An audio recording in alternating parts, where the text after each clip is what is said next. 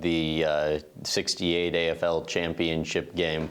At some point during the game, you were at the bottom of a pile, and you hurt your finger a little bit. What happened?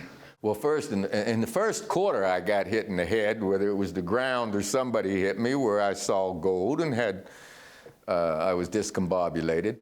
You know, it worked out well. We won, but that was a tough one because of the head injury and the painful thing of the hand. Oakland was mean, and they were tough.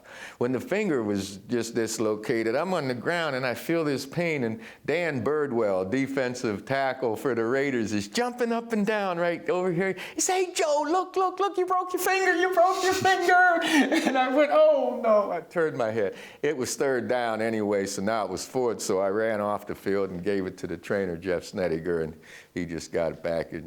How bad the finger look? Well, it's still kind of a little bit swollen. I only looked at it one time. That was that first glance on the field when it was pointing the wrong way.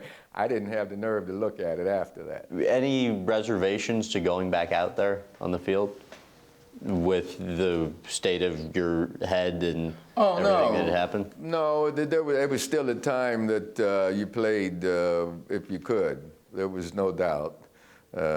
Had to try. I was going to do it, yes. In another Jets-Raiders game, I think it's the same player, Ben Davidson, hits you with a cheap shot that leaves you, I believe, face down in the turf, and by the time you finally get up, you, I think, start walking towards the Raiders sideline, presumably thinking it was your own. How much pain were you in with that one? Well, you know, when you get your head hit, you do see some different lights, and it takes a while to get squared away again.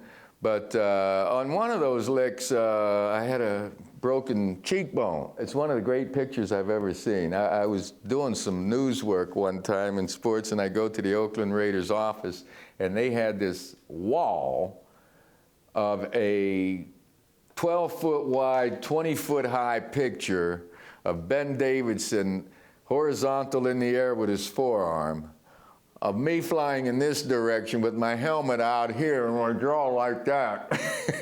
That's the picture they put up in their office, in their foyer. Damn, made me feel good about beating them then too when I saw that picture.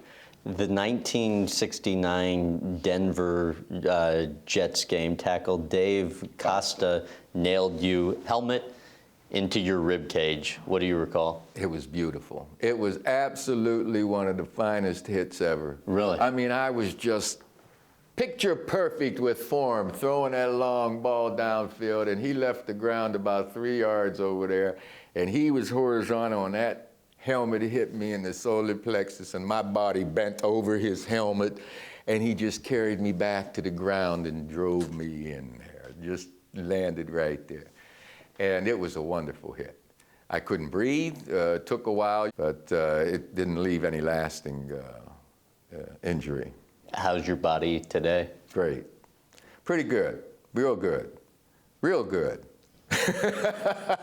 You know, I guess I could complain about a lot of things, some little things and all, but knowing how I feel and knowing how much more I have ahead of me, I try to keep up with my instrument, so to speak. What pain, if any, do you have today that ties directly back into those football days?